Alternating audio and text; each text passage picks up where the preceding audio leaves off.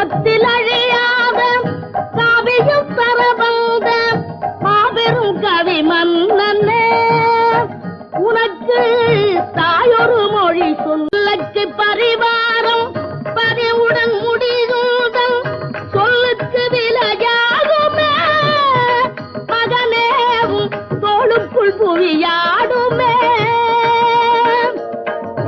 பல்லக்கு பரிவாரம் படையுடன் முடிதூதல் சொல்லுக்கு விலையாகுமே, மகனேவும் தோளுக்குள் புவியாடுமே.